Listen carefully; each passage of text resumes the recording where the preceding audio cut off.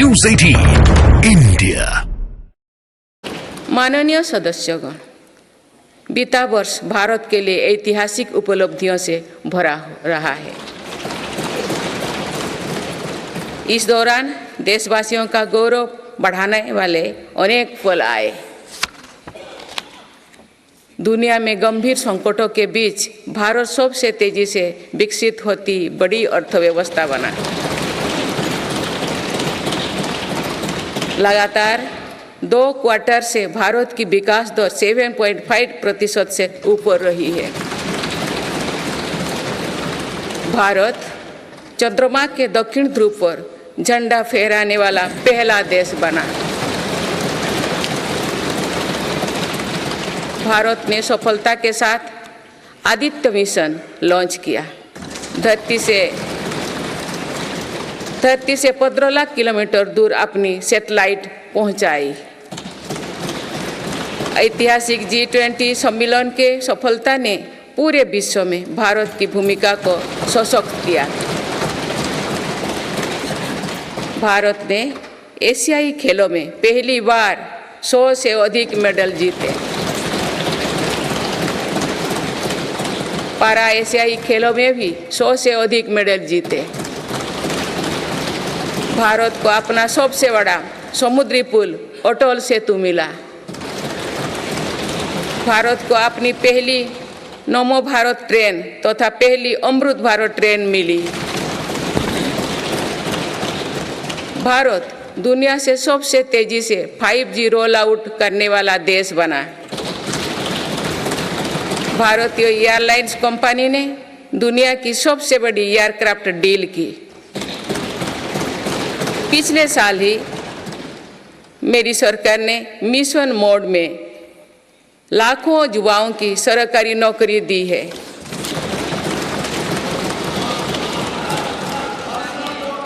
माननीय सदस्यगण, बीते 12 महीने में मेरी सरकार अनेक महत्वपूर्ण विधेयक लेकर भी आए। ये विधेयक आप सभी संसद सदस्यों के सहयोग से आज कानून बन चुके हैं। ये ऐसे कानून हैं जो विकसित भारत के संकल्पों की सिद्धि का मजबूत आधार है। तीन दशक बाद नारी शक्ति बंधन अधिनियम पारित करने के लिए मैं आपकी सराहना करती हूँ।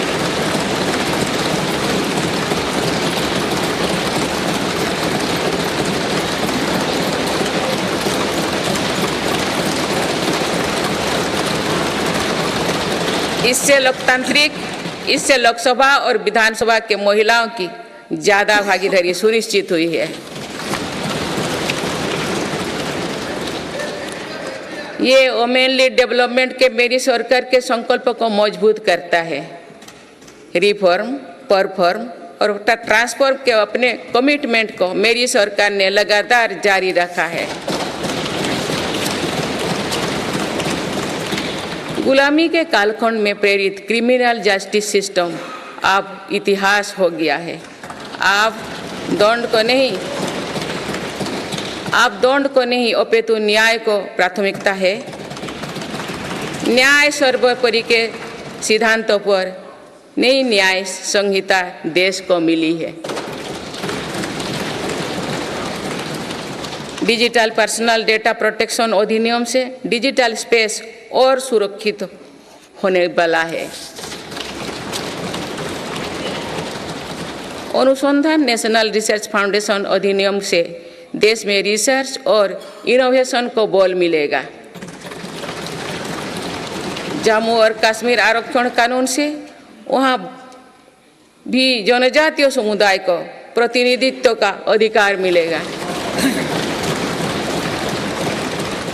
इस दौरान सेंट्रल यूनिवर्सिटी कानून में भी संशोधन किया गया। इससे तेलंगाना में सरोक का सेंट्रल ट्राइबल यूनिवर्सिटी बनने का रास्ता सुगम हुआ। पिछले वर्ष 76 अन्य पुराने कानून को भी हटाया गया है। मेरी सरकार परीक्षाओं में होने वाली गड़बड़ी को लेकर युवाओं की चिंता से अवगत है। इसीलिए ऐसे गलत तरीके को सख्ती के लिए नया कानून बनाने का निर्णय लिया है। माननीय सदस्यगण, कोई भी राष्ट्र तेज गति से तभी आगे बढ़ सकता है जब वो पुराने चुनौतियों का पूरा परास्त करते हुए अपने ज़्यादा से ज़्यादा ऊर्जा भविष्य निर्माण में लगाए। पिछले 10 वर्षों में भारत ने राष्ट्रहित में ऐसे अनेक कार्यों को पूरा होते हुए देखा है जिनका इंतजार देश के लोगों को दशकों से था। राम मंदिर के निर्माण की आकांक्षा सदियों से थी, आज ये सोच हो चुका है।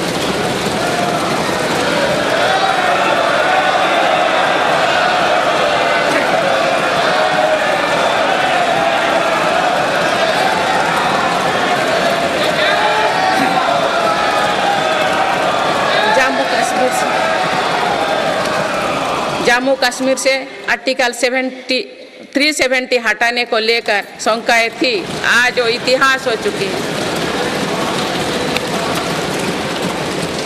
इसी संसद ने 3 तलाक के विरुद्ध कड़ा कानून बनाया है।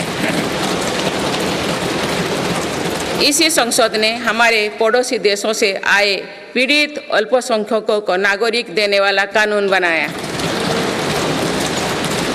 मेरी सरकार ने वन रैंक वन पेंशन की भी लागू किया, जिसका इंतजार 4 दशकों से था। OROP लागू होने के बाद अब तक पूर्व सैनिकों को लगभग 1 लाख करोड़ रुपए मिल चुकी है।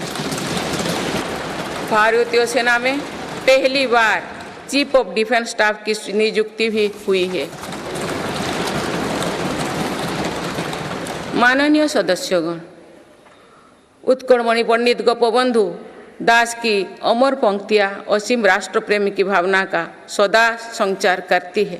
उन्होंने कहा था, मिशु मोर देह ए देश माटी रे, देशवासी चाली जानतु पिठी रे, देशर स्वराज्य पथे जेते गाड़, उरु तही गड़ी मोर मांस हाड़। अर्थात मेरा शरीर इस देह की माटी के साथ मिल जाए, देशवासी मेरी पीठ पर से चलते चल जाए, देश के स्वराज पथ में जितनी भी खाइयां हैं वे मेरी हाड़ मांग से फट जाए।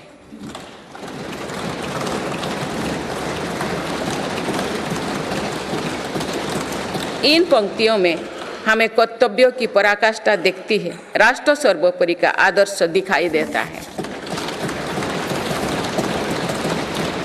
ये उपलब्धियां जो आज देख रही है वो बीते 10 वर्षों की साधना का विस्तार है। हमें सभी बचपन से गरीबी हटाओ के नारे सुनते आ रहे हैं। अब हम जीवन में पहली बार बड़े पैमाने पर गरीबी को दूर होने देख रहे हैं। नीति आयोग के अनुसार मेरी सरकार के 1 दशक के कार्यकाल में करीब 25 करोड़ देशवासी गरीबी से बाहर निकले हैं।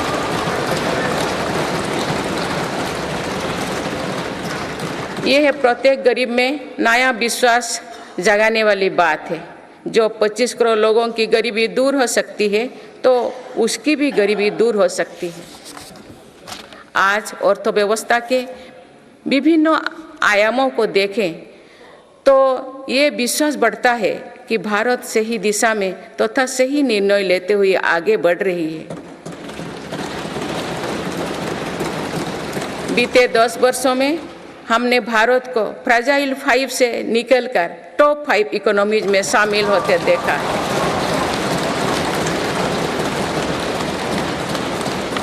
भारत का निर्यात करीब $450 बिलियन से बढ़कर $775 बिलियन से अधिक हो गया है। पहले की तुलना में FDI द्विगुना हुआ है। खादी और ग्रामोद्योग के उत्पादों की बिक्री में 4 गुना से अधिक की वृद्धि हुई है। ITR फाइल करने वाले की संख्या करीब 3.25 करोड़ से बढ़कर लगभग 8.25 करोड़ हो चुकी है और बढ़ोतरी 2 गुना से भी कहीं अधिक है। 1 दशक पहले देश में केवल कुछ 100 स्टार्टअप थे जो आज बढ़कर 1 लाख से अधिक हो गया। साल में 94,000 कंपनियां रजिस्टर हुई थी। पिछले वर्ष ये संख्या 1,60,000 तक पहुंच चुके। दिसंबर 2017 में 98 लाख से लोग जीएसटी देते थे। आज इनकी संख्या 1,40,00,000 है। 2014 से पहले के 10 वर्षों में लगभग 13 करोड़ वाहन बिके थे। पिछले 10 वर्षों में देशवासियों ने 21 करोड़ से अधिक वाहन खरीदे हैं। 2014-15 में लगभग 2000 इलेक्ट्रिक वाहन बिके थे, जबकि 2023-24 में दिसंबर माह तक ही लगभग 15 लाख इलेक्ट्रिक वाहन बिक चुके हैं। माननीय सदस्यगण, बीते दशक में मेरी सरकार ने सुशासन और पारदर्शिता को हर व्यवस्था का मुख्य आधार बनाया है। इसी का परिणाम है कि हम बड़े आर्थिक सुधारों के साक्षी बने हैं। इस दौरान देश को इंसॉल्वेंसी एंड बैंकरप्सी कोड मिला है। देश को जीएसटी के रूप में एक देश एक टैक्स कानून मिला है। मेरी सरकार ने माइक्रो इकोनॉमिक स्टेबिलिटी में भी सुनिश्चित की है। 10 वर्षों में कैपेक्स 5 गुना बढ़कर 10 लाख करोड़ हो गया है। साथ ही फिजिकल डेफिसिट भी नियंत्रण भी में है। आज हमारे फॉरेक्स रिजर्व्स 600 अरब डॉलर से ज़्यादा है। हमारे बैंकिंग सिस्टम जो पहले बुरी तरह से चरमराया था, वो आज दुनिया के सबसे मजबूत बैंकिंग सिस्टम में से एक बना है। बैंक का एनपीए जो कभी डबल डिजिट में होता था, वो आज लगभग 4% ही है। मेक इन इंडिया और आत्मनिर्भर भारत अभियान हमारी ताकत बन चुकी है। भारत आज दुनिया का दूसरा सबसे बड़ा मोबाइल फोन निर्माता है। पिछले एक दशक के दौरान मोबाइल फोन मैन्युफैक्चरिंग में 5 गुना बढ़ोतरी हुई है। कुछ साल पहले भारत खिलौना आयात करता था, आज मेड इन इंडिया खिलौने निर्यात कर रहा है। भारत का डिफेंस प्रोडक्शन 1 लाख करोड़ रुपये के पार पहुंच चुका है। आज हर भारतीय देश में बने एयरक्राफ्ट कैरियर आईएनएस विक्रांत को देखकर गर्व से भरा हुआ है। लड़ाकू विमान तेजस अब हमारी वायुसेना की ताकत बन रहे हैं। C-295 ट्रांसपोर्ट एयरक्राफ्ट का निर्माण भारत में होने जा रहा है।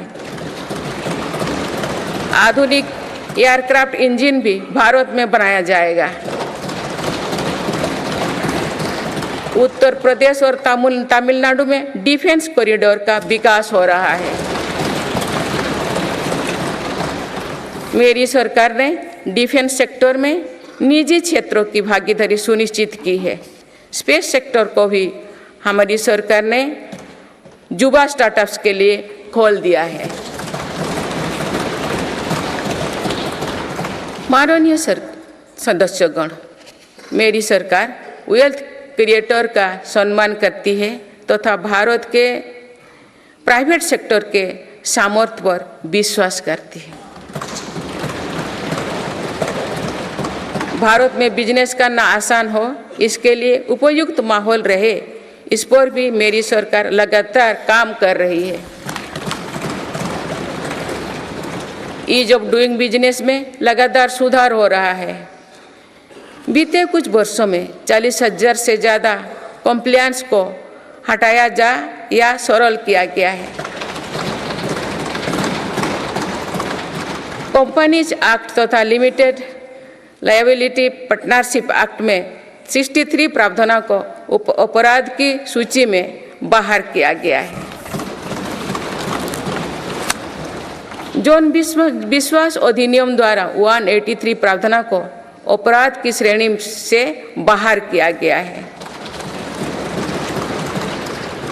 अदालत के बाहर विवादों को सौहार्दपूर्ण समाधान हेतु मध्यस्थता पर कानून बनाया गया है। वन और पर्यावरण विभाग से क्लियरेंस मिलने में जहां 600 दिन लगते थे, वहां आज 75 दिन से भी कम समय लगता है। फेसलेस असेसमेंट योजना से टैक्स व्यवस्था में और पारदर्शिता आई है।